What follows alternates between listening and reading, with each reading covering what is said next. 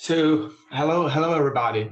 My name is Jan Kovář and I'm from the Institute of International Relations. And today I will try to give you some hints in terms of policy writing, writing of policy papers and policy briefs, so that it is effective in achieving the goal that it is supposed to achieve, and this is basically influencing public policies, or at least influencing policymakers who do conduct public policies.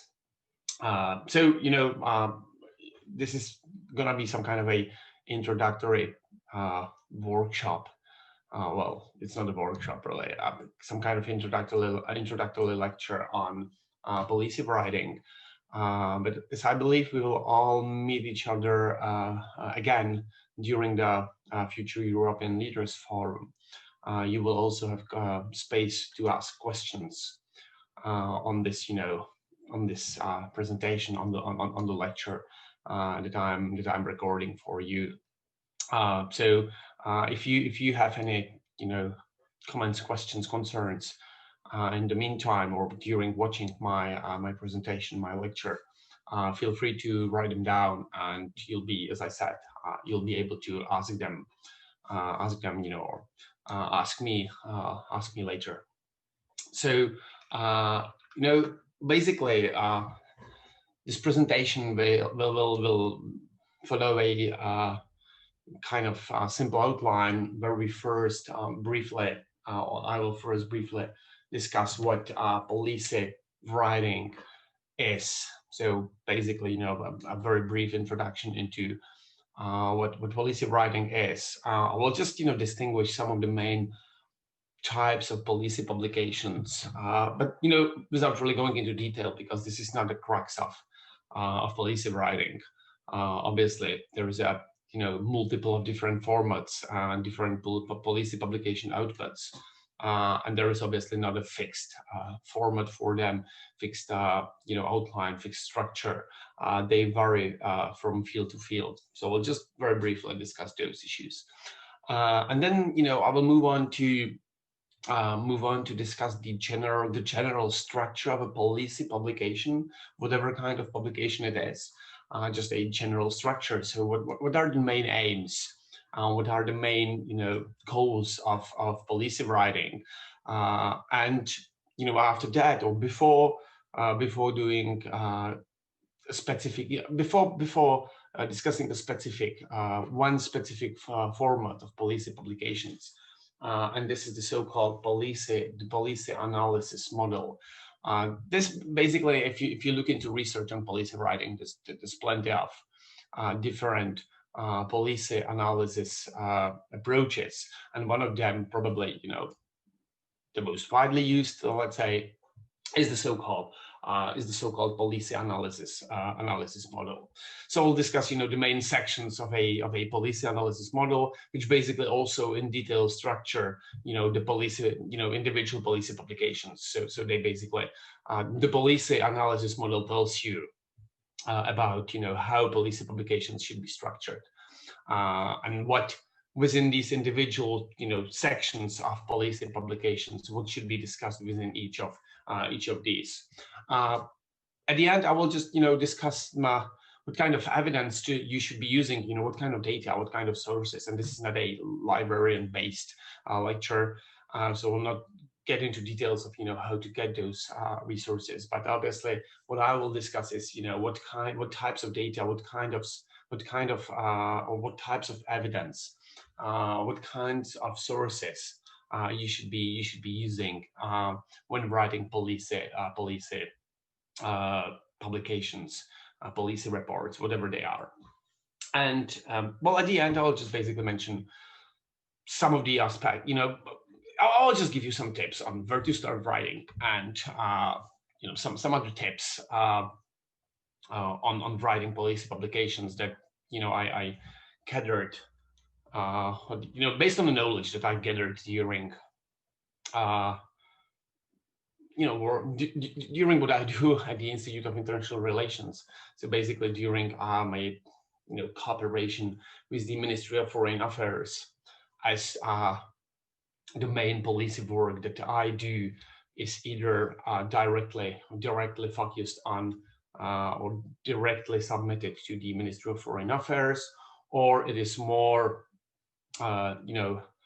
indirectly related to Czech foreign policies, as it is produced for EU institutions without European funded policy-based research projects.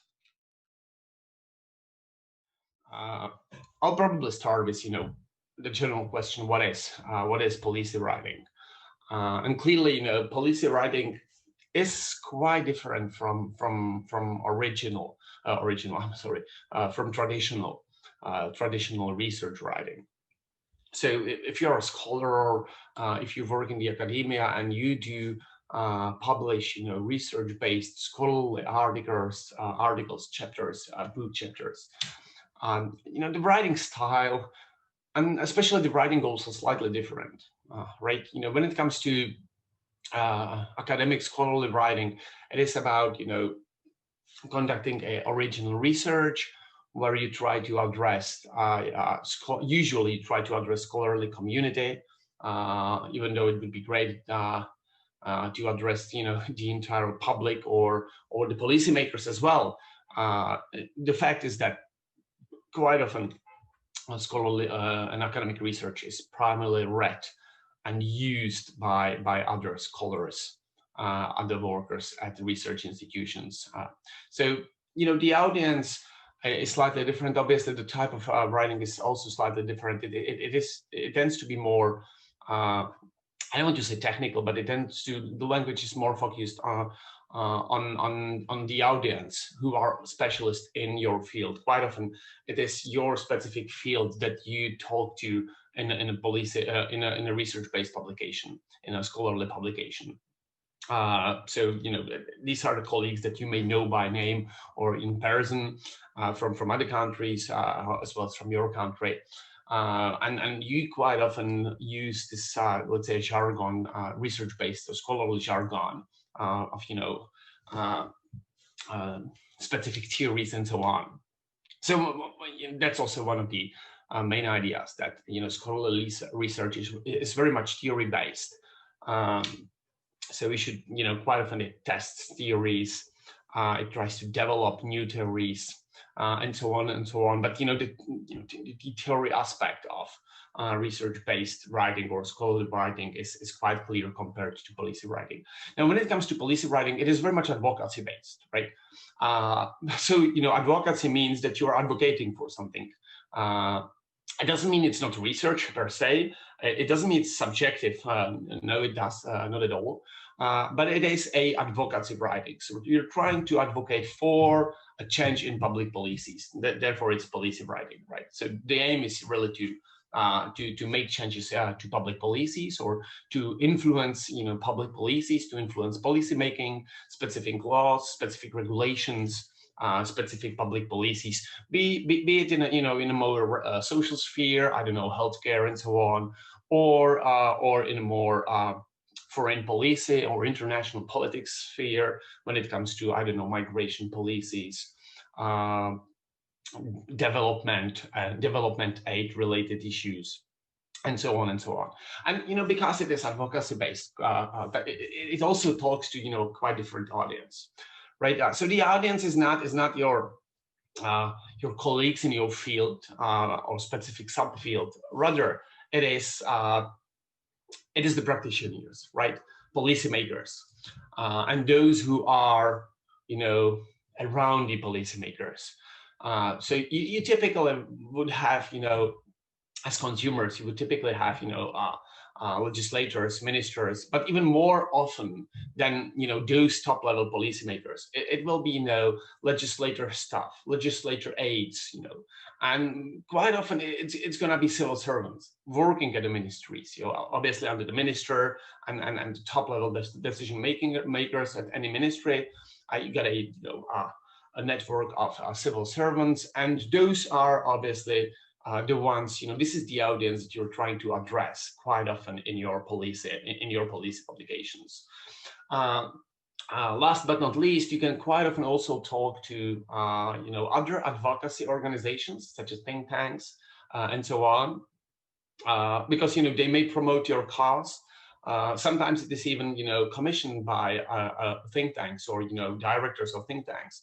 They commission a policy report on a specific policy, on specific regulations, specific legislation, law, and so on, because they want to have some evidence in their hands when they are trying to lobby policymakers. So typically it's going to be civil servants, politicians, top-level policymakers, legislative and executive ones, other advocacy organizations, especially think tanks, and similar NGOs, non-governmental organizations, and quite often, and this very much differs in different policy fields, but this also may be practitioners on the ground.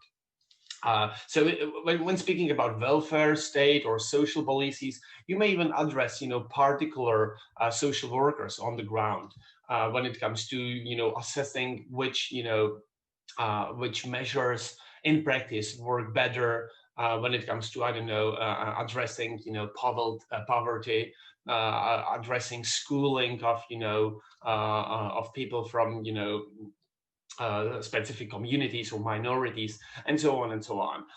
In foreign affairs, in foreign policy, international politics, it may also be those who you address. It may also be diplomats or local level diplomats in who are basically practitioners and that your country has posted across the world. So this is basically about policy writing, some kind of a general introduction. And obviously there are different types, most commonly, and they don't really have fixed names, but most commonly you will have some kind of policy papers and policy analysis on the one hand, and on the other hand, you may have some, policy briefs, short policy papers that, will be slightly different, but basically they're both having the same goals. Now, speaking about the goals, what does a policy report do, or what do policy reports do? Well, quite clearly, they aim to provide a clear argument about a specific policy, about a specific legislation, about a specific regulation, about a specific law. So the outcome or the aim is really to and because you're addressing policymakers, so the aim is to provide very clear arguments for the change, for the amendment, for an overhaul of a specific policy or of a policy in a specific field. So they aim to advance claims about those specific policy fields, pieces of legislation and regulations, and they try to do it in a way that the argument is very clear that there needs to be, usually the aim is that there needs to be some kind of a revision, a reform, amendment to a specific policy. But very importantly, these are not opinion-based pieces, right? This is not opinion-based publication. So policy report, while aiming to produce or to provide a clear argument on why there is a need to reform, amend, change specific legislation, policy approach, or even just implementation of an existing policy, they do have to rely on hard evidence. And this is very typical for policy, or at least for effective policy writing and policy papers. You should, policymakers, they want to see, evidence. They want to see hard data. Sometimes you cannot have quantitative data. You will have qualitative data, but you always should be as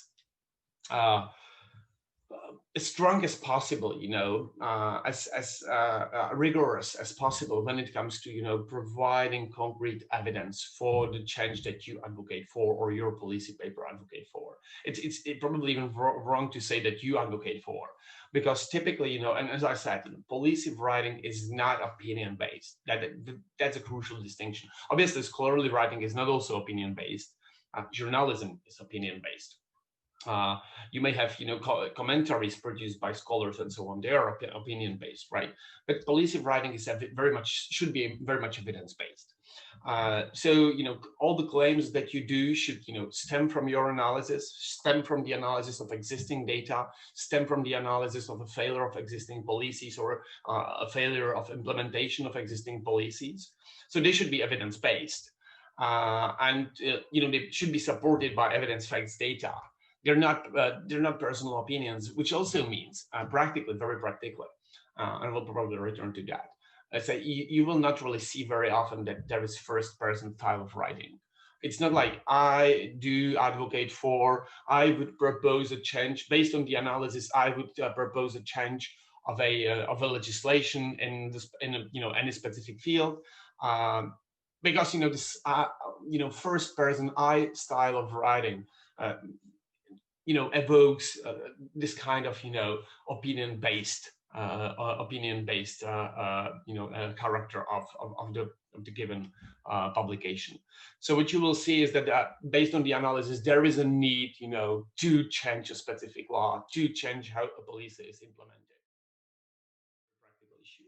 Now, speaking about the types of policy publications, and I've already mentioned that you generally will have two. And this is very general, this is a general distinction. So you cannot say, well, this is it, and nothing goes over that. But the fact is that you generally have, policy papers or policy analyses, quite often called policy papers, and they tend to be like extended academic-based, so evidence-based, scholarly-based, research-based. Analysis of how policy regulation legislation in a given policy field works. What I mean by extended is that they will usually have couple of, and again, this is not fixed, but they will have like at least 5 to 10, 15 pages, approximately, as I say, approximately. So they tend to be long, almost like academic articles, for instance, scholarly articles. This also means that they are usually not directed towards, individual legislators, individual top-level police and decision makers, to a minister, for instance, or deputy ministers, directly, because for them it's too long to read it. They have very busy schedules, and they don't really have time to read 10, 15 pages. Of a policy report. So they tend to be, because they're extended, they tend to be longer, and which also means that they give you space for your policy analysis. They tend to be rather addressed to the staff of decision makers and policy makers, their aides, they cabinets, whatever they have. Their interns who may process them as a first instance. They quite often also will be, and the same applies here as at the ministries. So they will quite often be directed to civil servants, not to top level executives, a minister or deputy ministers, or heads of individual units or departments, whatever they are called, but rather to the ordinary rank and order, rank and file civil servants working in the individual departments, working in the individual units of a ministry.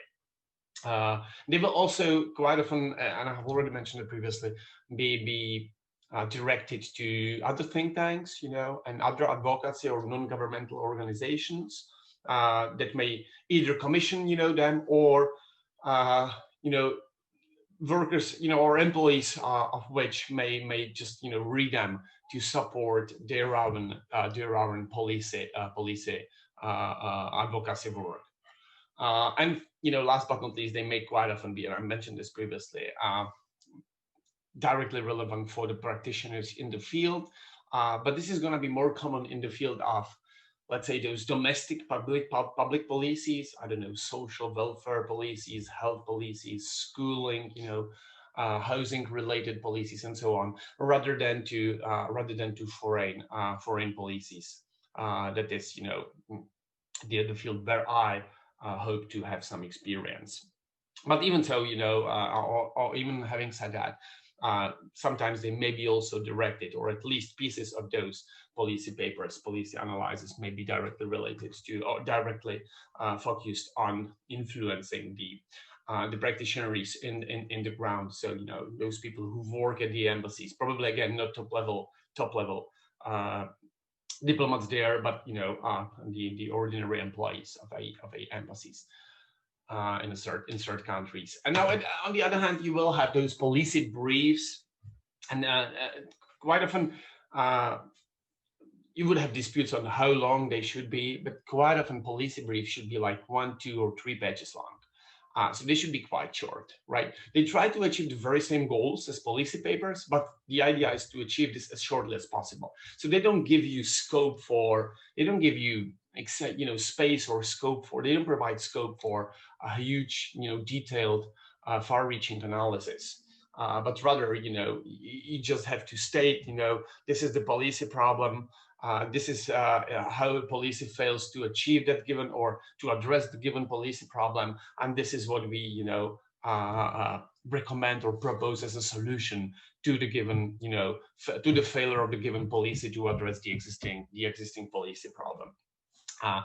And in the U.S. tradition, for instance, you would even have those let's say letters to the legislators, and these are typically kind of policy briefs, and they are usually directly coming from their constituents, and they are directly focused on influencing the policymakers, the legislators themselves. So they should be very, very brief, like 1 to 2 pages. Otherwise, as I said, the aims and goals are basically the aims and goals are basically the same. Only policy papers, policy publications give you more space to elaborate on your analysis, and from my point of view are also more interesting to write, because you can really produce some kind of a rigorous research when it comes to a given policy field. When it comes to policy briefs, you don't have space to, you would have to conduct the research anyway, but you don't really have the space to sell it in the given policy brief. So you're basically only selling the major conclusions. As I said, speaking about the problem, failure to address the problem, and then usual recommendations on how to improve existing policies. But what I will try to achieve right now is to discuss a general structure, example of a general structure of a policy publication before really going into the details, the specifics, and the specifics will be discussed on the basis, or will be discussed in light of the policy analysis model that I have mentioned previously. So first of all, speaking just about the general idea, and I said I've already mentioned this slightly or a little bit. But the general structure is, you have a specific law, policy, legislation, regulation working well in some respects. However, according to you, it needs a amendment, or amendments, modifications, or even a complete overhaul when we speak about a wider policy field or even a piece of legislation to work better and more effectively, in some other respects, or in the very same respects, or to improve the specific output of a given policy field, given legislation. So you will basically have kind of a dichotomy. What you usually don't do is that you don't really say the entire policy field works completely is completely wrong, has it completely wrong. You usually say there are aspects of a existing policy or legislation that work well, reasonably in certain respects, but at the same time there are certain limitations, shortcomings when it comes to achieving other goals that the policy, legislation, regulation law is trying to achieve. and therefore there needs to be, there is a space, or there is a need, there is a space and need, let's say, indeed, for amendments, modification, and sometimes even a complete overhaul of a given policy. So what does that mean in practice? Well, usually what we would need to, we would just need to focus on a specific aspect of a policy, specific, policy social problem. And quite often you cannot really address this from a general point of view. You would have to select a very specific, very particular policy/social problem, or problem that is relevant for public policies. Quite often this is going to be social or other type of political problem that is relevant for policymaking, for policymakers, and is in a direct relationship to public policies, to the existing public policies.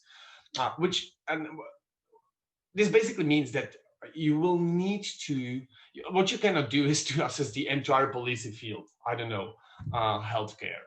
I don't know, the entire development aid. I don't know, the entire EU immigration policy, because this is a field where I do quite often, write certain policy fields. Or if you're in the US, what you will not do is you cannot say, or you can, but it's technically impossible to do. You usually don't say, well, I want to focus on the reform or the analysis and effectiveness of the Affordable Care Act, for instance. Well, you could do that, but it's a couple of pages, couple thousand pages of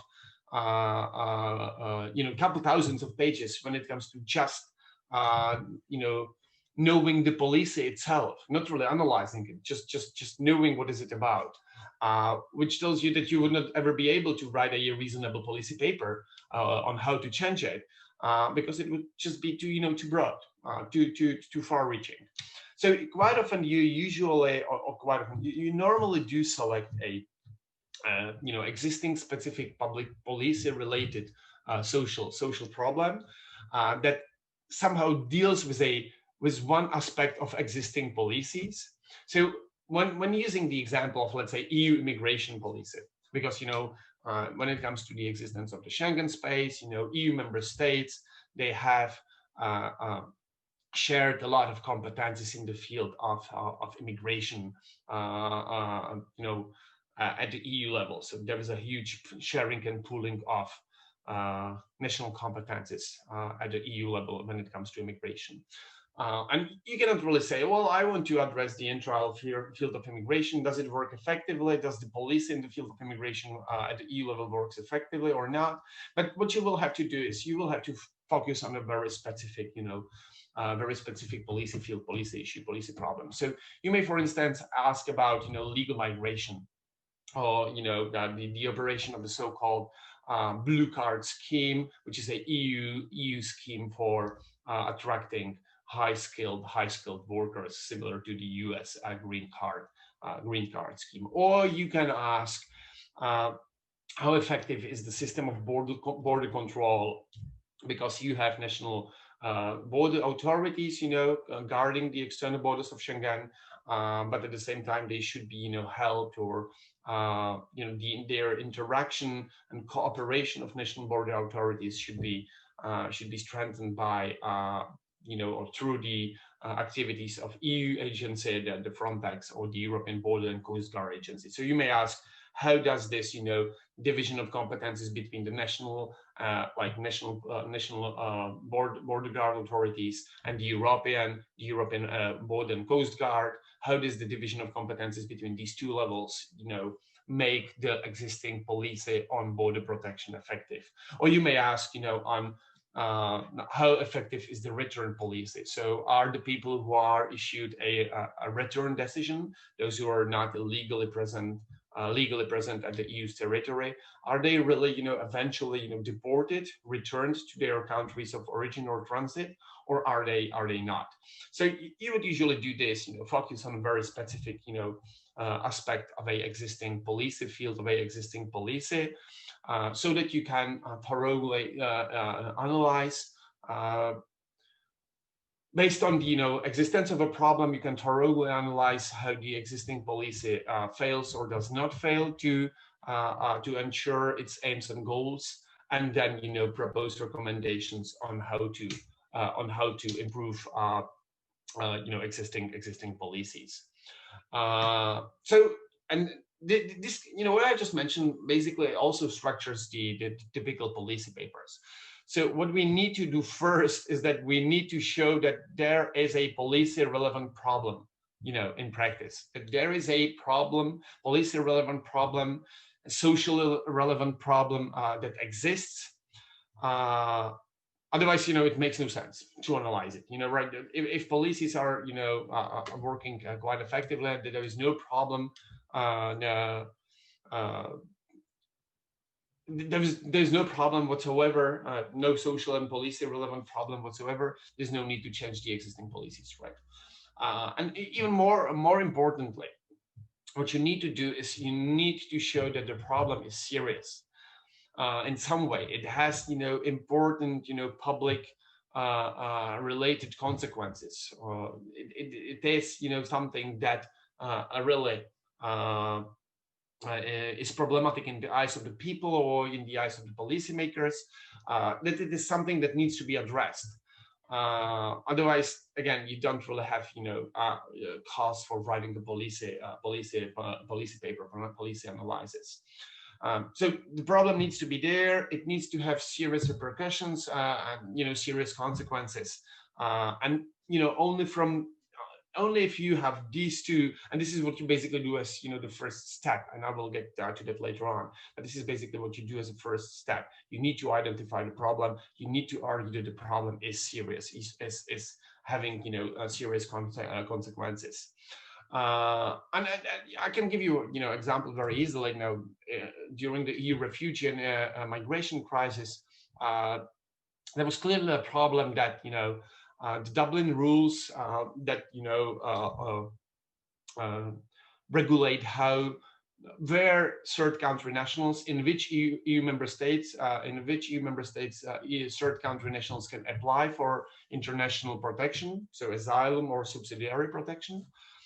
Those rules basically state that it is the first country that they enter in the EU, and it's very difficult to get into the Czech Republic as the first country, because usually if you come from countries that has a civil conflict or high number of refugees typically coming to Europe, you will not just get visas to enter Europe. So you will have to do it. It's very difficult for you to get into the Czech Republic, for instance, because it has no external borders. It only borders other Schengen states. So usually there is no way how to get here as the first country of entrance, unless you fall out of the sky, which usually people don't do, fortunately, I would say. So the problem was that there were certain migratory routes, especially through Italy or Greece, let's say, or potentially later on through Spain, or currently through Spain or the Canary Islands. Which also means that those countries are very much, overwhelmed by potential asylum applications, as according to the existing policy, the Dublin rules, Dublin regulation. They are the countries of first entrance are the countries who are responsible for administering, for managing, for handling the asylum applications. And you can clearly say that there is a problem, because this is basically too overwhelming for those countries and their public administration systems, and it is, you can also say, it is unfair to the other countries that are not having external border of Schengen, and that are not on that are, geographically speaking, are not on the migratory roads into the European Union, and therefore, there is a need to address this problem because it has very serious consequences. For instance, the support for the EU is diminishing in countries such as Greece or Italy, because they feel that the burden, the asylum application burden is not shared fairly somehow among the member states, and that the other member states are not really helping them when it comes to dealing with, high number of incoming asylum applicants. And then you will probably have a case for a policy analysis, because you show that there is a certain policy problem, that this policy problem is serious, or may have potentially very serious consequences. Now, and this also relates, what I have just mentioned also relates to the next step in the this general structure that you usually do, is that you have to show how effectively is the existing policy operating or working when it comes to dealing with the specific social and policy problem. So this is basically step 2.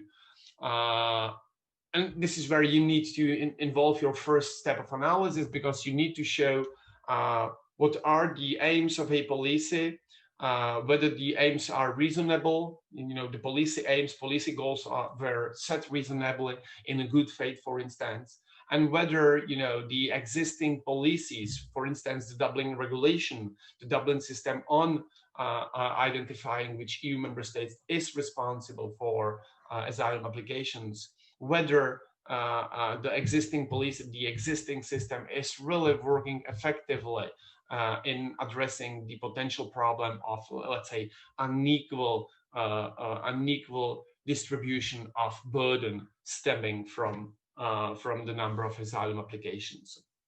And you can, as I've already elaborated on the example, you can very, very easily say that the existing policy is not probably, or was not probably operating very effectively, as there have been, many arguments coming from Italy and Greece that they are excessively, overwhelmed by asylum applications of, people coming from third countries at the expense of other member states. And at the same time that, the asylum applicants, they don't want to really stay in Greece or Italy, and that they want to move on to Germany and other EU member states, which according to Dublin system, they cannot do, right? But once you're in Schengen, there are no borders, so there's nobody to really stop you from doing so, unless you're actually caught. But you can imagine that if you have very high numbers of asylum applicants, not everybody is caught. So you can clearly say, or you can clearly illustrate how the existing policy is not really effectively addressing the potential policy problem, the potential social problem that exists. And therefore, there is a kind of a need to amend it, either amend it or completely potentially overhaul, to come up with completely new system that will be based on a, let's say, more fair principles, or fairer principles, or more equal-based principles, or equality-based principles. But this is what you typically would do, to identify a problem and then to show that there is a certain failure of existing policies to address the given problem. And I will probably move on to discuss the policy analysis model. The policy analysis model is probably one of the most typical when it comes to existing research and policy writing. It's probably the most typical structure for policy publications, albeit there are also other potential structures, but this is probably the best one to start with, and this is also going to be the only one that I will discuss. So I'll now discuss the sections of a policy analysis model, and there's going to be certain overlap with what I have already mentioned, so I'm going to sound probably a bit repetitive sometimes, but this is just for the a reason that I want to make it as clear as possible. So the policy analysis model basically starts, the first section is always about the problem, the policy issue, the policy problem. There is a policy problem, and it is serious. I don't know if you're not in IR, you may, for instance, say that there is a low level of schooling among certain minority groups in the population of a given country, and that the levels of schooling, elementary schooling, are not equal to the levels within the general or average population. And you may say this problem is posing a threat to public policies, or causing a problem for public policies, because it means that the unemployment within specific groups of society, minority groups, is then higher because of this lower level of schooling. And therefore, there is a bias, some kind of bias against, the existing minority group, for instance. Obviously, if you're in field of IR, you can use the migration-related examples that I have mentioned. Or you can, when it comes to migration, you may, for instance, say the EU Blue Card scheme for attracting high-skilled workers does not really work. Member states are not really issuing those. And this poses a problem because the EU and its member states are not able to attract high enough levels of high-skilled workers from third countries, which which potentially prevents or undermines economic growth, economic development of European firms and companies, because there is a shortage of high-skilled labor force, and you can obviously come up with many different examples and potential policy problems. These are just the ones that just came to my mind. So you need to show that there is a problem and that the problem is serious. And this is where I repeat myself, but this is the step one for any single policy paper, policy publication. Now, in a policy paper, and most of what I am discussing really is related to policy papers, not to policy briefs, because they are too short to really give you space to include all those sections that I will discuss. But the second section usually will discuss some kind of a policy history. I'm just calling it policy history, or overview of existing policies, or the overview of history of existing policies. So you should what you should do is, like, you should overview the existing policy framework that addresses the problem that you have identified previously, or that is connected to the problem, the policy social problem that you have identified previously. And you could also mention the historical development of the policy in the given field, or in relation to the existing policy problem, or at least the recent developments, or recent amendments, recent modifications of the existing policies, existing laws, existing regulations, existing legislation. So these are basically steps 1 and 2, or sections 1 and 2. And the third section, after dealing with this historical brief overview of the existing policy law legislation, you do some kind of a first analysis. And this analysis is still very much related to the existing policies, because it's some kind of a policy description, or I call it a policy description section. And this is where you analyze what the existing policy that we have in place, that we are implementing, what is the existing policy intending to do? So basically, what are the goals of the existing policy? And more importantly, what it really does, or what are the instruments to achieve the goals, whether the instruments are relevant or fair enough to achieve the goals. So you basically describe the existing policy when it comes to its goals, aims, and you also describe it when it comes to the instruments that are put in place, including funding, for instance. Is there sufficient funding for the given policy? policy field for the given to underpin the existing policy, or is there not? So the goals and aims on the one hand, and the instruments to achieve goals, those goals on the other hand. And from this kind of policy description, it may sometimes become clear that the goals cannot be achieved. So you already have part of your analysis then, because you can clearly say, well, on the basis of comparison of policy goals and policy aims and the policy instruments that the given policy is developed with, is provided with, from this comparison, it is completely clear that the given policy cannot effectively address the existing policy problem. So these are the three policy sections. The last one is already touching upon the main aspect of policy policy papers, and this is policy analysis. And the fourth section that I want to mention is policy analysis, obviously. And as I said, this can already be related to the policy the description, where you compare the aims and goals and instruments, because the policy analysis section is really based on data.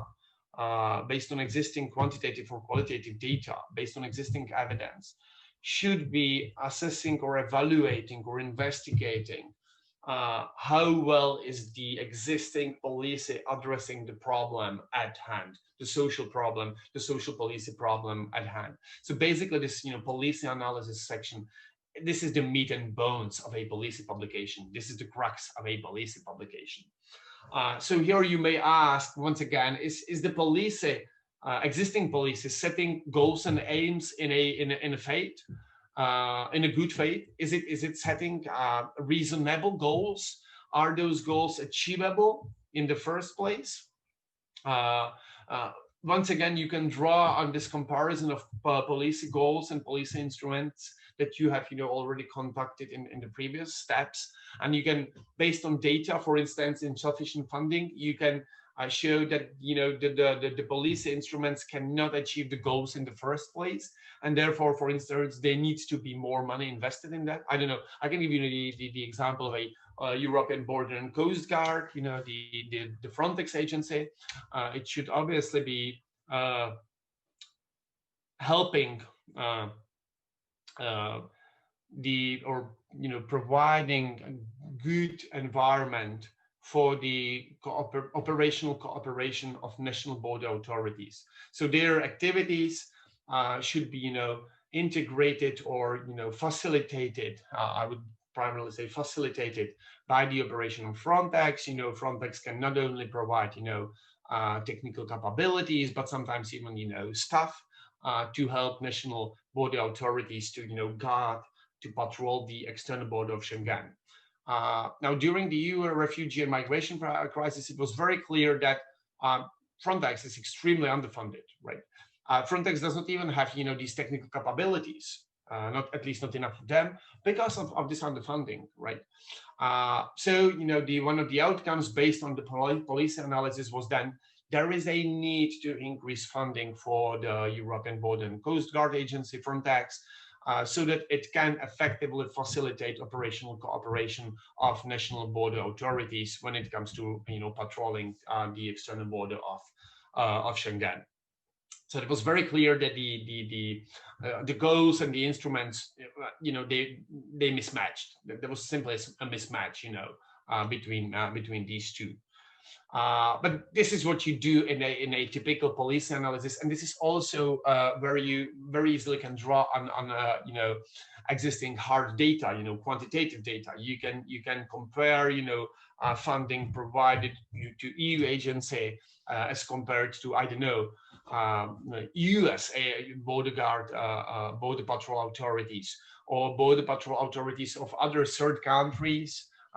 Federations, especially because the EU is a quasi-federation, so you may use this kind of comparison. But you may also compare it to to the amount of financial resources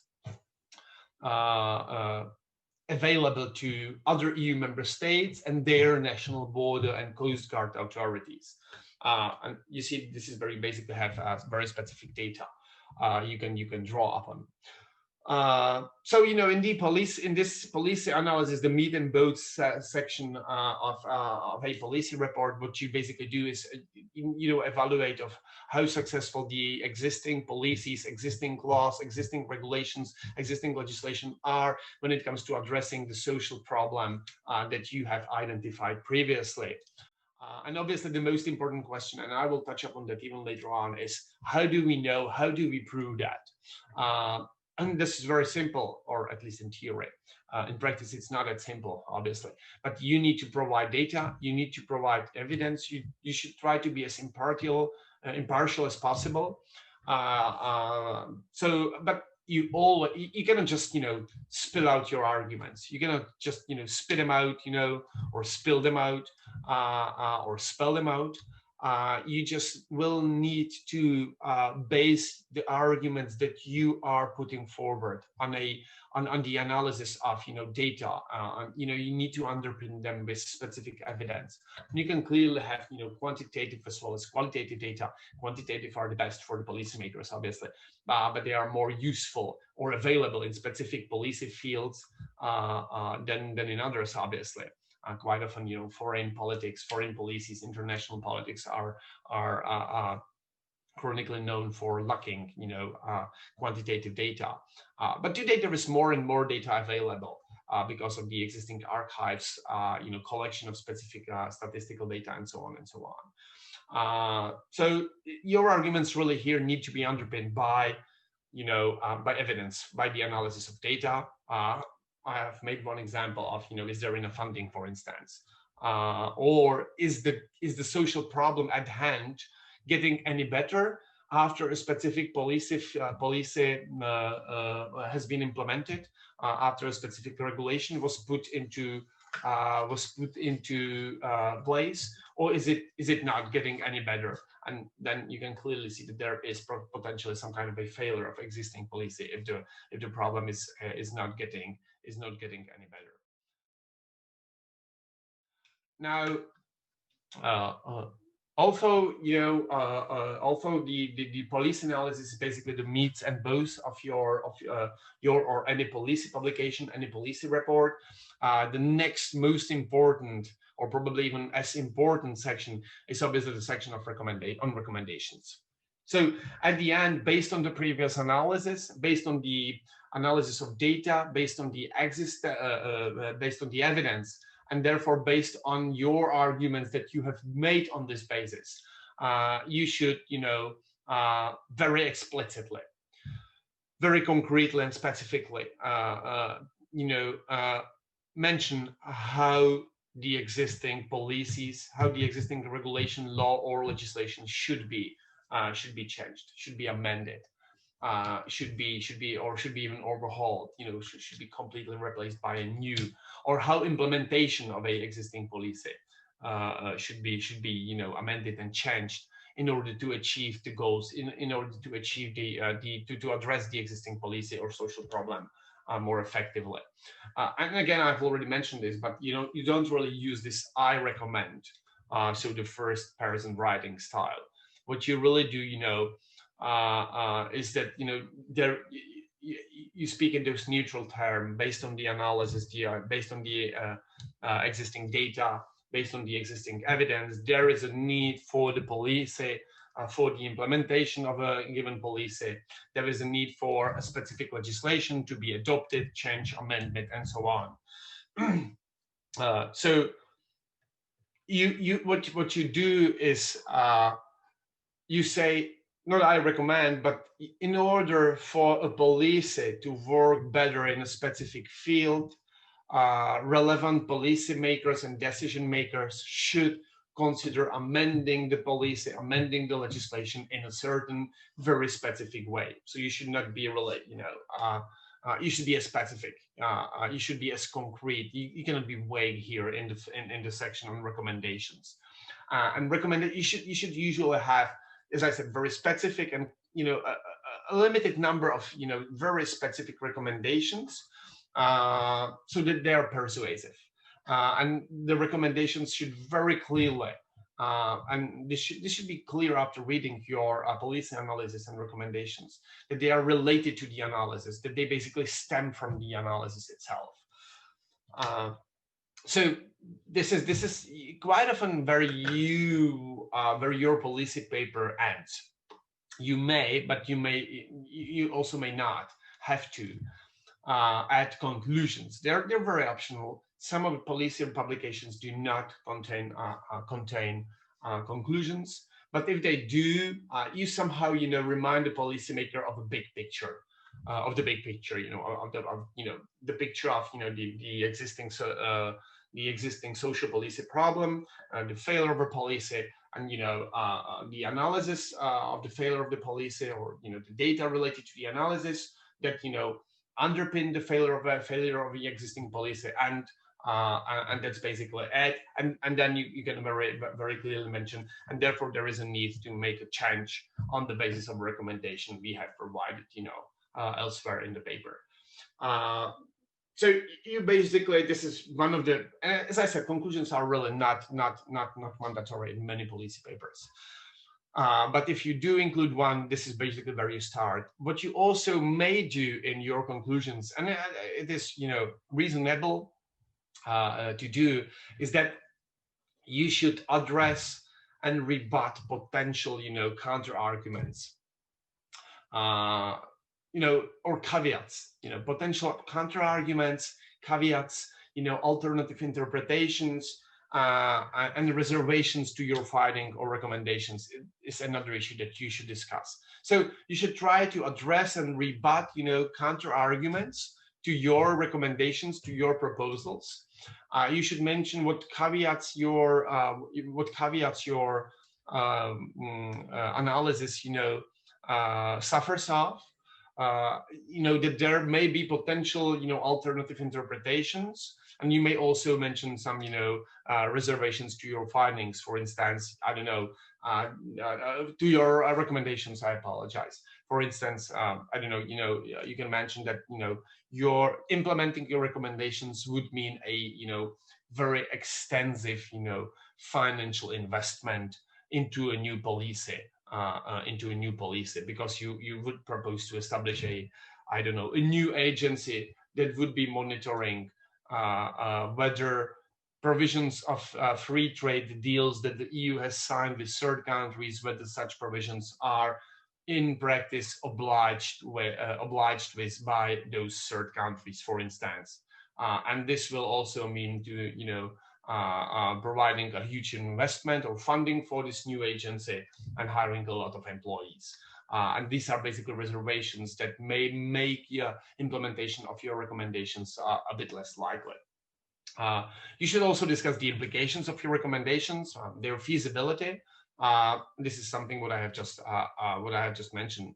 So this is probably especially what is good to really address the likely counter arguments regarding the implementation, because you are speaking to policymakers and civil servants, and they already have some ideas in place, so they may have ideas of why your recommendations cannot be implemented. So you should try to think about, if you want to really have effective recommendations, you want them to really achieve policy change or influence policy making. It is very good to consider what and you may, if you really want to do very serious policy work, policy publication, you would quite often go and make interviews with those civil servants involved and ask them, or discuss their recommendations with you, discuss those proposals, and ask them how likely it is, according to them, that they will be implemented, that they will be put into place. And you can, they can mention a lot of, counter arguments regarding the implementation of your recommendations, which you may deal with in your conclusions. As a way of saying, well, there are certain counter arguments, but yet there is another way, there is a way around them. So this counter argument may in theory be valid, but there is a way around it, so it should not block the consideration of the new policy proposal, the proposal to overhaul or amend an existing policy. Now, the next important question when it comes to writing policy publications is, what evidence should you use in the analysis? Because I mentioned that data evidence are probably the most important aspects underpinning your arguments in police publications. And this is something that is not really surprising and is commonly known. What I usually do make a distinction of three types of evidence. And the first one obviously is, refer to the existing policy itself, existing legislation, existing set of regulations, set of laws itself.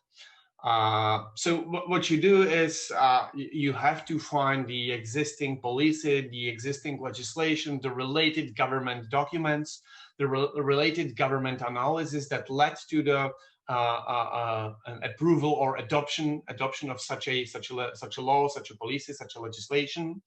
So this is where you start. The public institutions documents, the documents of the government, the documents of EU institutions, for instance. When my expertise is in the field of EU politics, if anywhere. So what I will usually focus on as the first step is I will check, the legislation adopted in a given field. So, for instance, the EU Dublin regulation from 2013, for instance. And then I will also look on, the reports that were produced by the Commission, the European Parliament, the Council, or the European Council, or the advisory bodies. The EU and the government has a lot of advisory bodies. So I will look on reports, 4 reports that have been produced before a policy was adopted, and also after a policy was adopted. Sometimes, EU institutions and government institutions within a policy cycle system, they conduct their own, review of existing policies, assessment of existing policies, and although this may be, may not be publicly accessible sometimes, quite often it is publicly accessible. So you may look for those reports, that were, produced before a policy legislation has been, adopted, and also those that have been produced as a review of an existing policy legislation, law, and regulation. So this is basically the first step, and this is where you need to start always. If you want to assess existing policies, you need to start with the existing public government or public institution documents. And as I said, quite often, the advisory bodies are also very good source of EU reports related to existing laws, legislation, and policies, and so on. Now, secondly, you look for the evidence-based knowledge, what I call the evidence-based knowledge, and these are quite often academic peer-reviewed journal articles. So you look for the existing academic scholarly research. You look for potentially book chapters or books, but most importantly, existing journal articles that have been peer-reviewed. So they follow certain standards of certain academic standards. You also look for other policy analyses published by other NGOs, think tanks, academic institutions, expert groups, interest groups. You have a lot of interest groups, commercial interest groups, employers-based interest groups, and so on and so on. So you may look for, the policy analysis and reports of, other think tanks, other academic institutions, but other expert in interest groups as well. Now, and probably the third most important is, the next important field where to look is you need to look for reliable statistical public data. So you need to look for statistical, quite often quantitative, but also qualitative information to be used to establish how severe the policy problem that you have identified really is in practice. So you may look on, for instance, I was mentioning EU returns policy once. So you may look on the data produced by Frontex as the EU's EU or European Border and Coast Guard Agency.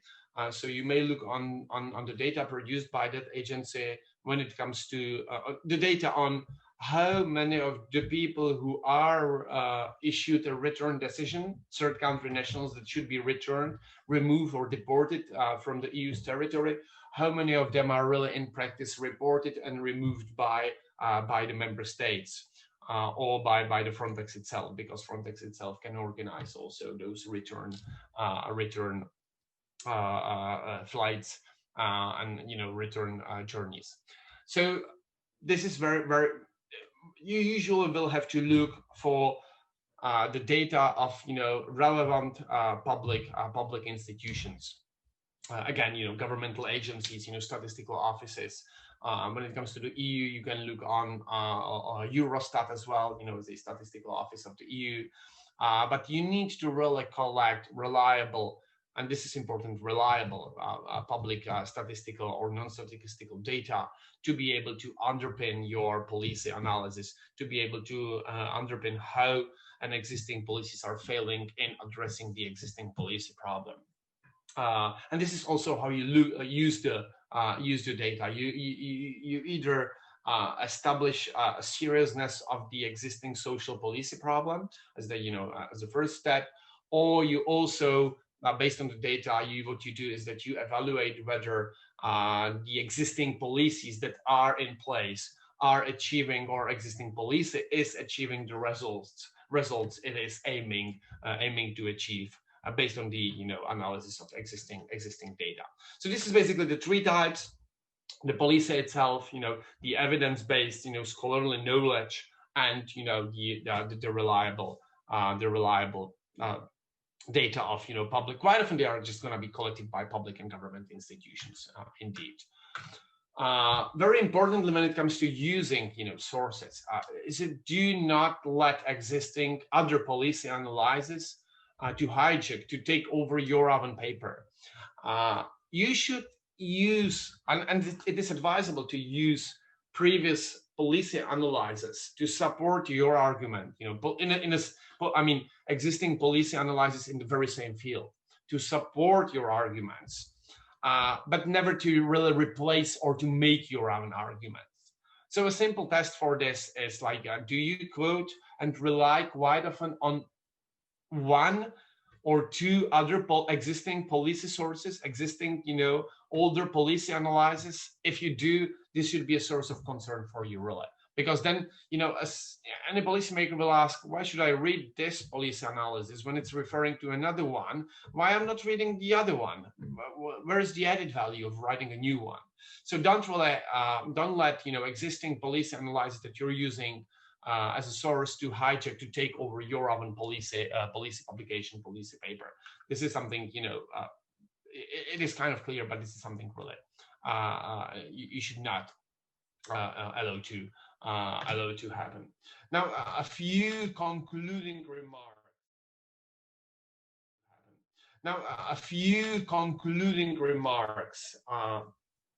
The first one: where do you start when they come? And I've already mentioned some of these issues. But you always start with the most important components when it comes to policy writing. Well, I would believe any writing,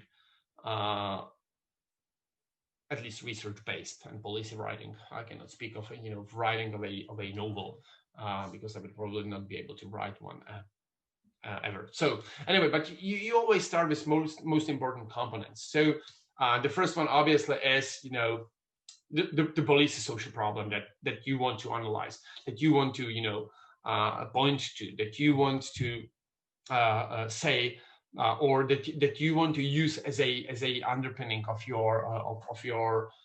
the need to make a new policy report, to make a new to produce a new policy paper.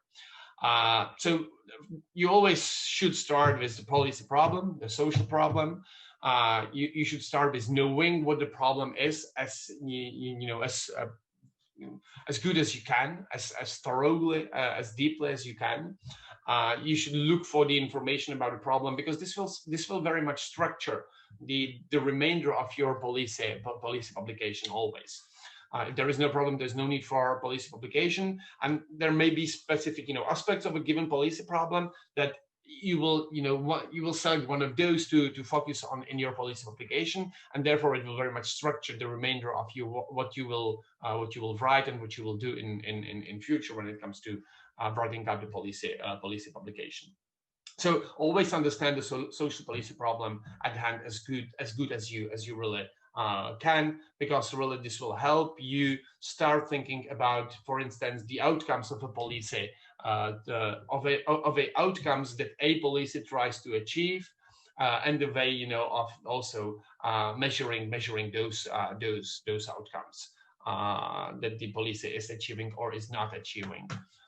Then secondly, obviously, know your policy very well in connection to your social policy problem. Obviously, you can know the policy well in any aspect, and it is very good that if you already know the policy as such, and based on knowing the policy, you can very easily identify a specific problem. So you can do it also vice versa. The sequence can be different. It doesn't really matter.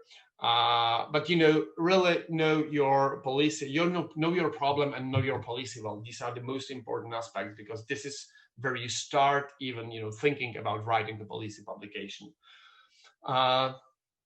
So well, you may use the example, a social problem is there's a high number of irregular immigrants at the EU's territory, those who are not staying legally, let's say.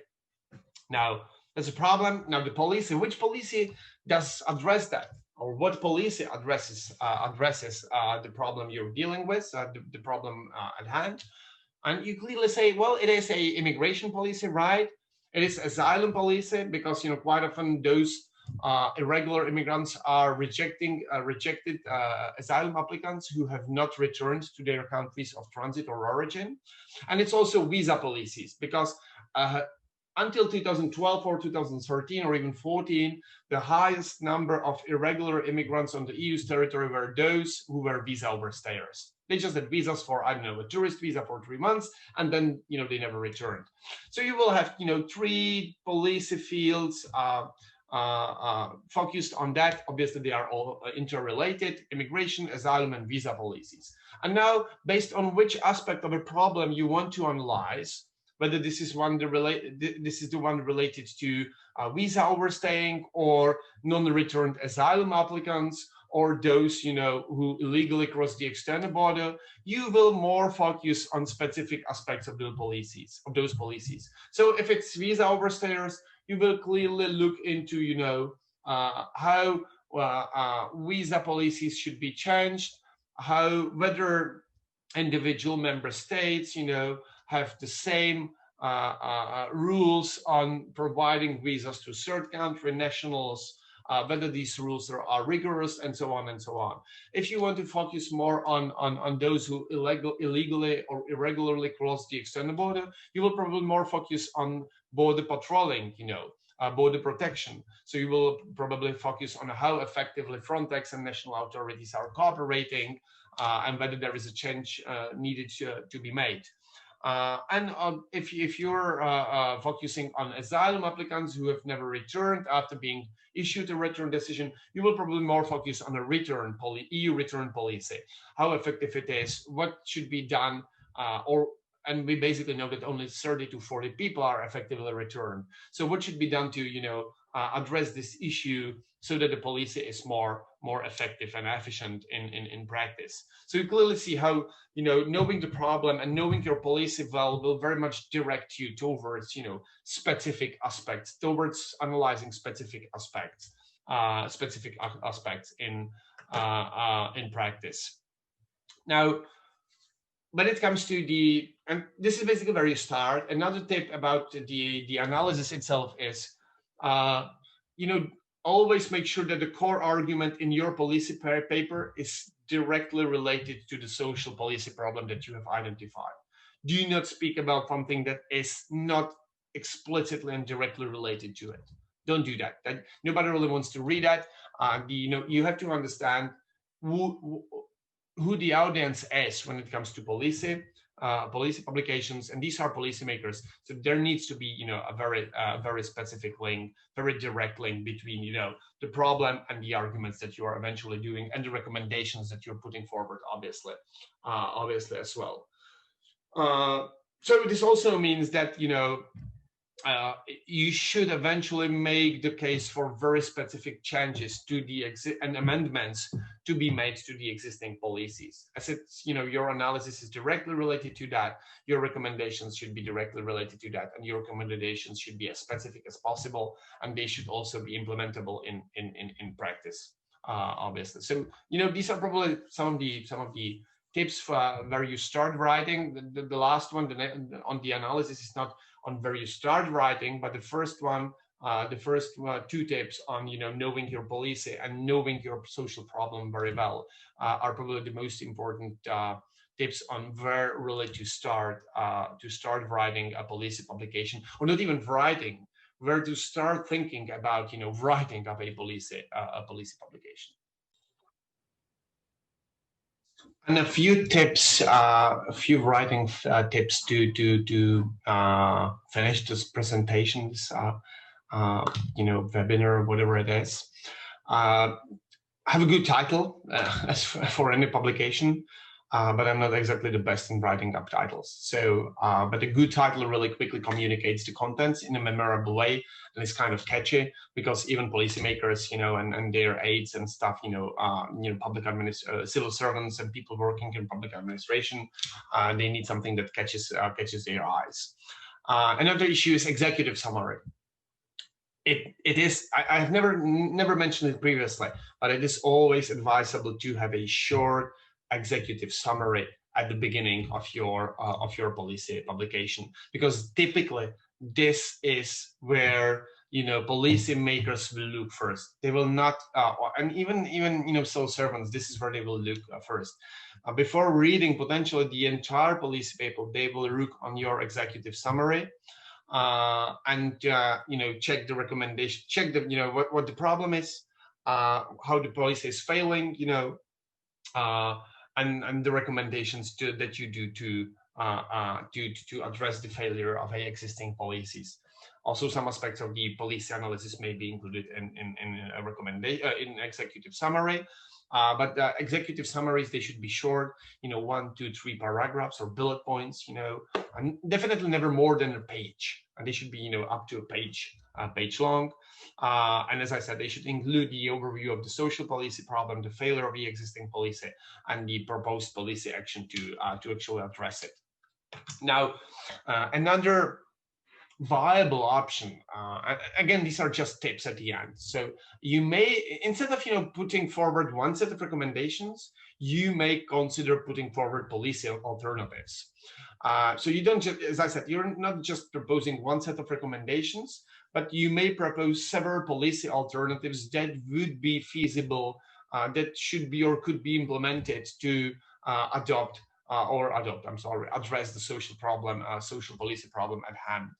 And you may even rank order those, alternatives, alternative policy recommendations, I don't know, from the most to the least preferable from your point of view, or from those requiring the most exhaustive amendments and changes to the existing policies, to those requiring the least extensive changes and amendments of those policies. And there's probably even more different, ways of rank ordering your policy alternatives. So this is, something that sometimes may be feasible, because you may come up to an idea, or with an idea that there is a number of different ways of, addressing the policy social problem at hand.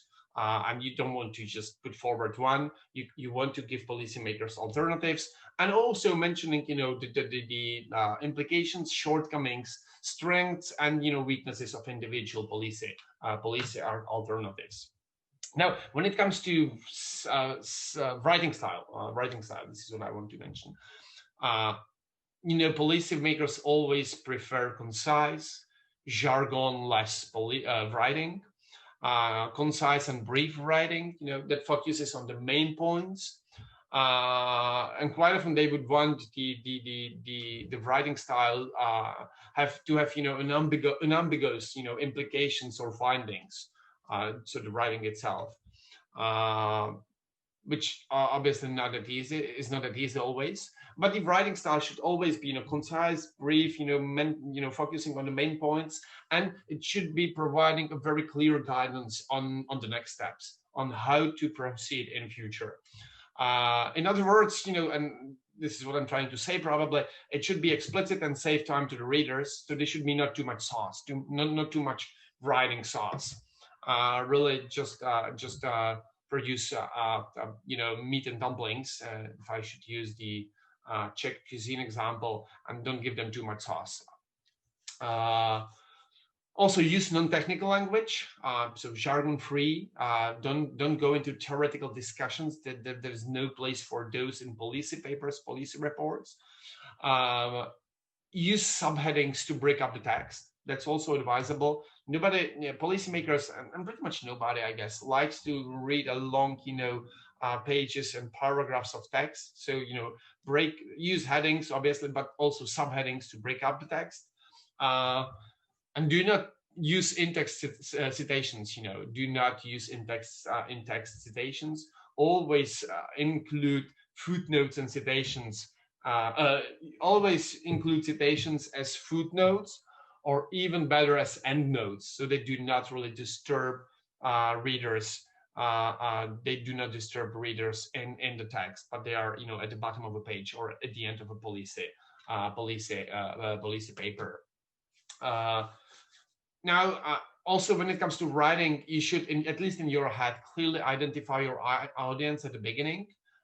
You can also identify your audience very clearly in the policy publication itself. You may do that in the executive summary, but most importantly, you need to identify the audience for yourself. So at the beginning, you need to know to whom you are talking to. When it comes to the executive summary that I've already mentioned, and the entire policy publication as such, you should always have a couple of main messages, 2 to 3 main messages, and you should include those in the executive summary, because this is what the policymakers want to consume when it comes to policy publications. And I've already mentioned that when I was saying that be brief, mention just the main points, be concise, go to the main point. So you never use information that you do not need to get your message across. Only use information, data, analysis that you need to get your message across, and nothing beyond that. So as I said, don't use any theories, for instance, even though they may underpin, at least philosophically, intellectually speaking, they may underpin your analysis. There is no place for it in policy publications themselves. And last but not least, do use infographics when presenting data. Do use infographics. Policymakers like to see it clearly, so they're very much today want to be focused on the evidence, so evidence-based policymaking. And in this sense, use graphs and tables. Obviously, tables can be informative, but not really, not really, how to put it, not really easy to consume, easy to comprehend immediately when you look at them. So it is more advisable, if you can, do use graphs, do use figures. They communicate the message, the data-related message, even better than tables. And this is probably it. I've already mentioned, and I will just re-stress that, provide the specific recommendations in response to the specific problem that you have identified as possible. Avoid any kind of generalizations. And you do analyze the data. Do not just present the data. Do not just say this is the data, because they have, public civil servants or policymakers, they have the data accessible from public and governmental institutions. But you should, clearly analyze data and show how you arrive to your findings. So the analysis of data should be clearly related to the existing policy social problem that you have identified, and the analysis of them should also be clearly related to the findings and recommendations that you do. So don't just merely present the data, analyze the data. This is quite important. And yeah, this is probably all that I want had to say today. I eventually was quite longer than I initially intended to be. So hopefully you managed to watch the video from the beginning until the end. And as I said at the beginning, you will have some time during our breakout sessions or roundtables to ask some questions on policy writing, on policy related work. So if you have some questions after watching this video, just write them down, and hopefully if nothing changes, you'll be able, and I hope it will not, you will be able to ask me just in a week or so. So have a good time until then. Thanks for your attention, and hopefully this will be helpful for you.